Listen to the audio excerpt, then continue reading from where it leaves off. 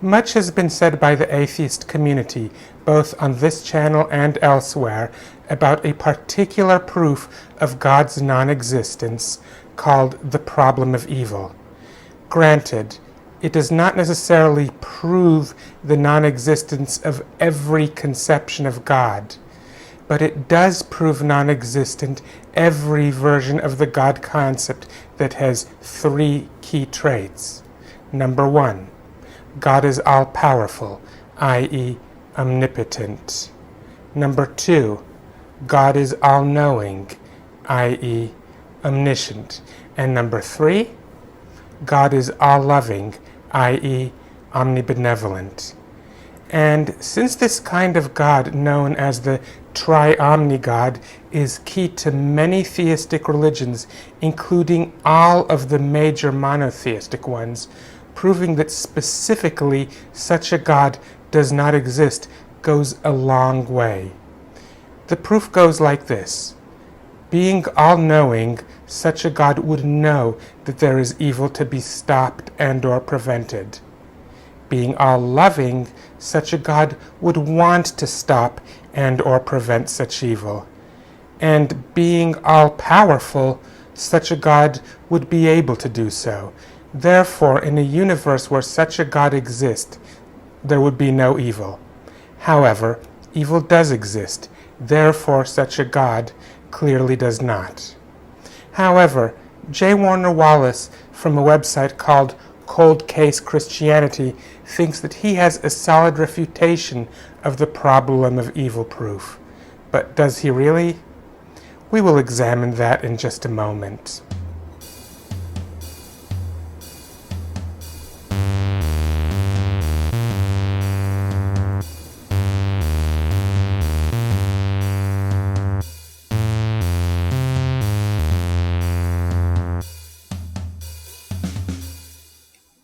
Hello, Internet. This is Sophia, the Red Angel, doing my best on this channel to produce content that is worth your time to watch and listen to.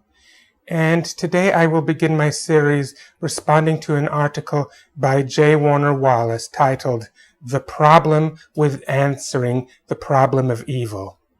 I would have responded in one video, but there is just so much to go over that I am going to have to divide it into three parts. Now, defenses against the problem of evil are referred to as theodicies. So far, every theodicy that I have ever encountered has been extremely easy to tear apart. But Mr. Wallace believes that he has something that can hold up to scrutiny. Let us dive in and see if he does. Now, opening his article, before I even get to the first theodicy on his list, I see this. Like many short, rhetorically powerful objections to God's existence, there are sound and adequate responses theists can offer, but few that can be articulated with brevity. No. The problem of evil is not just a short, rhetorically powerful objection. It is actually very solid and sound reasoning. Airtight, if you ask me, as I have learned from how easy it has been to tear apart every theodicy I have ever seen. The only aspect of it that could be seen as a weakness is that it only applies to versions of the God concept that have the characteristics that make them tri-omni. But as I said, this version of the God concept speaks for many theistic religions, including all of the major monotheistic ones, so that is not that much of a limitation. As for the impossibility of articulating the theodicies with brevity, on the face of it, it is a valid point, but we have to be careful how much one is allowed to milk this caveat. If you go too far with it, it can amount to gaslighting. What we have to be careful is to avoid a scenario where if you cannot tear apart a theodicy, they claim victory, but if you can tear through it like toilet paper, instead of conceding defeat, they just say, "Oh, I must not have explained it well enough." I am not saying that they will go for that tactic. But if they do, then that's gaslighting. Anyways, Wallace then goes on to say, Like many of the criminal cases I work as a detective, the case for God's existence, given the presence of evil, is a case made cumulatively. now if you are wondering what exactly cumulative evidence is, do not worry. Wallace explains. All of my cold cases are circumstantial cases made by assembling a large variety of evidences pointing to the same conclusion. The cumulative nature of my cases requires jurors to consider the collective whole rather than any isolated piece of evidence. In fact, no single piece of evidence in a cumulative circumstantial case may be all that convincing when considered on its own, but when it is added to the other evidences pointing to the same conclusion, the totality of the case becomes overwhelming. So, what he seems to be saying is that even if none of the Theodicies are convincing on their own, that they still can cumulatively be convincing. But is that so? Well, here is how cumulative works before the rational mind. Very often, a proof does not prove something 100% solid certain. Often, a proof works probabilistically, i.e., merely increasing the likelihood of what they attempt to prove being true. Many times, a piece of evidence does make probabilistic progress toward a conclusion, but falls short of the required threshold of certainty that is needed for the case to be considered proven. But if there are many pieces of probabilistic evidence, and if they all hold water, even if alone none of them is enough to meet the required threshold of certainty, they may collectively do so.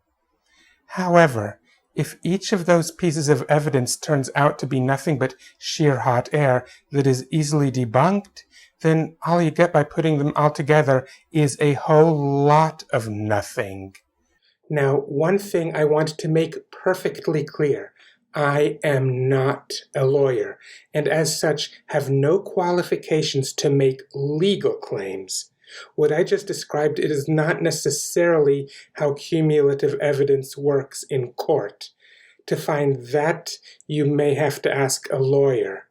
However, since the case that Wallace is trying to make is not on a legal subject, but a philosophical, epistemological one, I submit that knowing how cumulative evidence works before the rational mind is, at least in this particular case, far more relevant than knowing how it would hold up in court. Of course, the false analogy that Wallace commits when he brandishes his detective credentials in general in discussing God goes way beyond this. But aside from this bit that I felt the need to mention to avoid confusion, that is a subject for another video. Now, what does a Theodicy attempt to prove? It attempts to prove that the problem of evil, proof of God's non-existence, is not as solid a proof as it seems to be. But are these Theodicies truly pieces of probabilistic yet sound evidence that may individually fall short of the required threshold of certainty, but collectively do meet that threshold? Or are they just a bunch of flawed arguments which are just as worthless cumulatively as they are individually? Let us examine them and find out. Each Theodicy I will try to examine to see whether it is A, merely shy of threshold, or B, just plain worthless. The first Theodicy he titles as The Relationship Between Moral Evil and Human Freedom. He is pretty much referring to what we in the atheist community refer to as the free will excuse. He writes as follows. True love requires that humans have the ability to freely choose. Love cannot be forced if it is to be heartfelt and real. A world in which people have the freedom to love and perform great acts of kindness is also a world in which people have the freedom to hate and commit great acts of evil. For one thing, Wallace makes it pretty clear on his website that the particular religion he is defending is Christianity. And Christianity just so happens to be one of those religions that includes the book of Exodus in its canon of scripture. That's right.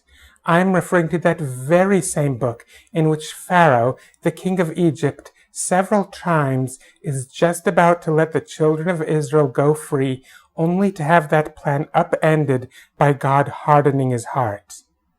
There is something particularly hilarious about an adherent of a religion that includes such a book in their canon of scripture, trying to feed us the free will excuse. But there is another problem with the free will excuse that is problematic even if the religion that it tries to defend does not have such a book in its canon. According to the monotheistic view of the universe, who created us? God. Who, according to this model, designed our minds, designed the very matrix behind our free wills? Again, God. So what this argument is essentially saying is that for us to have the option of doing good things that count, so to speak, God had to deliberately design us in a way that can result in us doing evil.